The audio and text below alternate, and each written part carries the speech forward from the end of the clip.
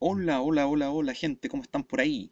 Esperando que bien, ¿no es cierto? Nos vamos de inmediato acá en el canal de tu profe Sergio a revisar, ¿no es cierto?, lo que vendría siendo el origen de la civilización. Esta va a ser una pequeña síntesis para que puedan preparar y aprender los elementos centrales de este proceso.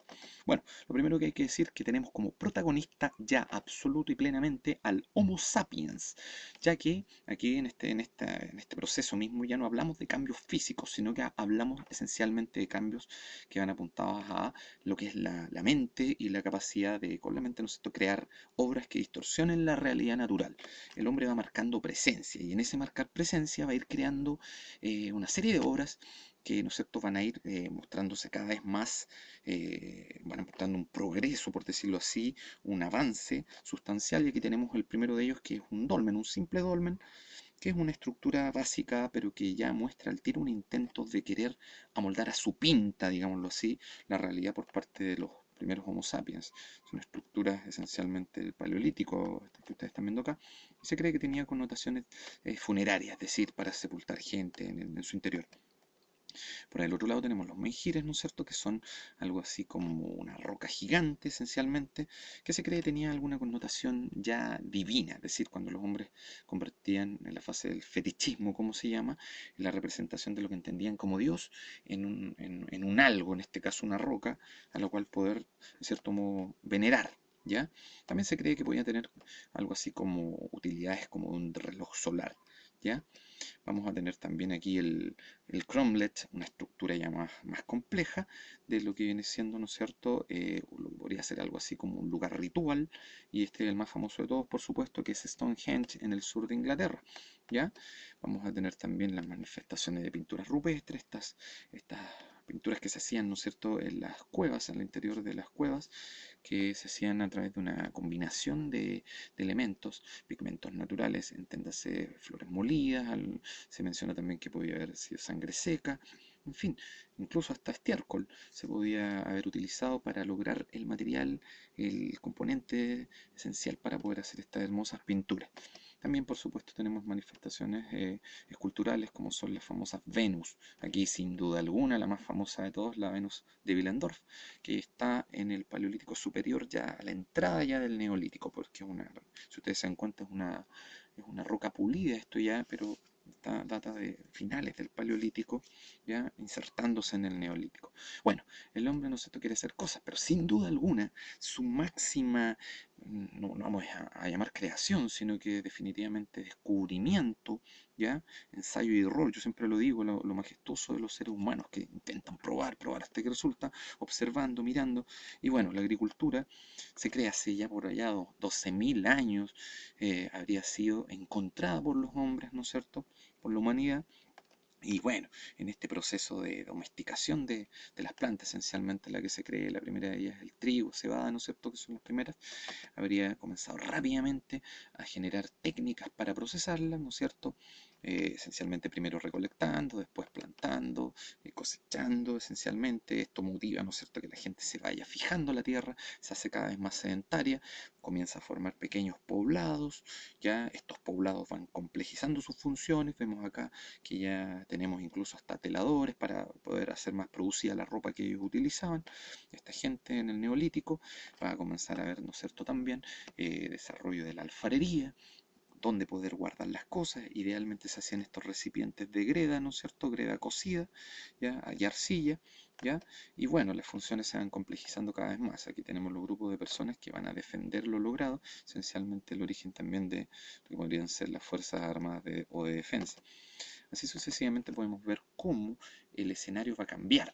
Ya aquí ustedes pueden darse cuenta que en la parte de aquí arriba que les estoy marcando, ya el escenario deja de ser simplemente de caza y vamos a tener una serie de funciones que van a ir complejizando los grupos humanos, van conformando sociedades mucho más complicadas en cuanto a su estructura de funcionamiento, por el hecho que tienen más partes que tienen que funcionar en armonía y equilibrio para que el grupo tenga éxito.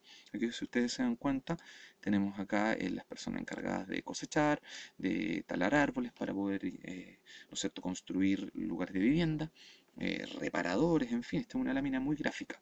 Ahí ustedes pueden darse cuenta. Así sucesivamente, chiquillos, vamos a ir viendo cómo esto no es un fenómeno aislado, sino que se da en una zona específica de nuestro planeta, según los hallazgos que tenemos. Este proceso de concentración de la explotación de la agricultura y del desarrollo consecuente, ¿no es cierto?, de poblados y cada vez más lugares poblados más complejos, vamos a tener que este se habría dado en el sector que hemos comentado. Estamos hablando del sector de Mesopotamia, esencialmente Medio Oriente, ¿ya? El sector de Palestina, Siria y por supuesto Egipto, lo cual nos da la forma de luna, a la cual se le llama creciente fértil y que varios de ustedes ya deberían saber. La forma de esta luna y bueno, es bastante gráfica la forma que tiene, ¿no es cierto?, el sector de concentración de la agricultura. Vamos a tener que en el proceso se van a ir desarrollando nuevos inventos, ¿no es cierto?, nuevos hallazgos, como son los metales. El primero de ellos es el cobre. Se cree que hay discusión, ¿no es cierto?, que este ya se habría comenzado a utilizar algo así por 9.000 años atrás, aunque las fuentes son más promediadas entre 6.000 y 5.000 años atrás, con el cobre, ¿no es cierto?, en distintos usos, como ustedes pueden ver aquí, esencialmente como herramientas de apoyo, ¿no es cierto?, utensilios de cocina o multiuso. El cobre va a dar después su espacio, ¿no es cierto?, al bronce, que es esta aleación que se forma de cobre y estaño, otro metal muy blando, pero que le da propiedades cuando se enfriaba junto al cobre de producto de mucha mayor dureza, ¿no es cierto?, y más utilidades, sobre todo en el plano del armamento. Y bueno, el bronce va a determinar una época igual, chiquillos, que esencialmente va a ser algo así por el año 3000 hasta que aparezca, ¿no es cierto?, el metal que va a ser quizás más determinante de todos, que es el hierro. El hierro, este metal que abunda en la Tierra, pero que es bastante difícil de maniobrar, de manipular, eh, fue finalmente, precisamente, llamémoslo así, controlado por los primeros herreros que descubrieron las técnicas para poder procesarlo bien. Y bueno, el hierro es determinante. El hierro es mucho más duro, es mucho más resistente que los dos anteriores y fue significativo sobre todo en lo que a culturas militares se llama. Muchas sociedades que se militarizaron utilizaron para tener ventaja tremendamente potente sobre las otras que todavía utilizaban el bronce y el cobre. Así sucesivamente vamos a ir viendo esta palabrita, ¿no es cierto? La palabrita civilización, que no es otra cosa que la vida basada en ciudades. Es decir, las sociedades complejas van cada vez más, ¿no es cierto?, eh, aumentando las funciones, aumentando el grado de articulación entre sus partes, la estructura que define, ¿no es cierto?, al grupo. Y bueno, aquí en esta laminita ustedes pueden ver, ¿no es cierto?, que hay un pequeño poblado neolítico que después va a ir dando paso a ciudades bastante más grandes y por supuesto a las que vamos a llamar las primeras civilizaciones, que precisamente sean lo que llamamos hace un segundito el creciente fértil. ¿Ya? Bueno, todo esto motiva, ¿no es cierto?, que se estructure el trabajo y las funciones de la sociedad en una pirámide muy vertical que va a ir definiendo, ¿no es cierto?, una serie de roles que van a ir siendo valorados en forma diferente. ¿Ya? Esta pirámide de organización del trabajo, pues se llama literalmente así, la pirámide de división social del trabajo, y algo que espero no olviden porque es muy importante y que bueno, esencialmente va a ser responsable de conceptos, ¿no es cierto?, de separación social, que hasta el día de hoy a veces generan complicaciones, ¿no es cierto?, de muchas injusticias precisamente de la sociedad, que chiquillos vienen del año cero, como ustedes se pueden dar cuenta. Lamentablemente la estructura social quedó marcada de una manera que, pucha, nos cuesta de alguna manera luchar contra ella muchas veces, pero bueno, cuando no es buena hay que tratar de cambiarla. En este caso simplemente hacemos la lectura, ¿no es cierto?, de que es la primera estructura visualmente clara, ¿no es cierto? Aquí les digo visualmente clara porque tenemos, ¿no es cierto?, de un rey que controla todo, ¿no es cierto?, secundado por sacerdotes que interpretan a Dios, a los oficiales, a los que controlan el ejército que defiende, y bueno, sucesivamente abajo los organizadores del Estado, los burócratas, los comerciantes, ¿no es cierto?, los soldados que conforman el ejército cuando son soldados profesionales o cuando son los mismos miembros del pueblo que son reclutados, bueno, los artesanos también por ahí en un umbral uno de los más bajos, y por supuesto los agricultores considerados como las bases productivas. Los esclavos abajo son esencialmente piezas de esto, no son sujetos de derecho en la época antigua, son esencialmente accesorios, aunque suene así terrible decirlo, chiquillos. Bueno, Todo este desarrollo esencialmente se va a dar en ciertas zonas puntuales del mundo. Vamos a echarle un vistazo rapidito, aquí en mi super material. Vemos que la primera de ellas, ¿no es cierto?, en Mesopotamia, por allá por el 3500, con los sumerios, incluso un poco antes, se dice que el 4000 ya habría habido cultura sumeria, con definición desde el 3500 antes de Cristo, ¿ya? Egipto, ¿no es cierto?, la cultura africana, en el norte mismo de África, en el enlace entre África y Asia, vamos a tener, no sé, bueno, Egipto aproximadamente 3200, por ahí, ¿ya? Antes de Cristo, China más o menos datada hacia el 3000, según las investigaciones, más o menos promedio. Acuérdense que estas no son fechas fijas, para nada.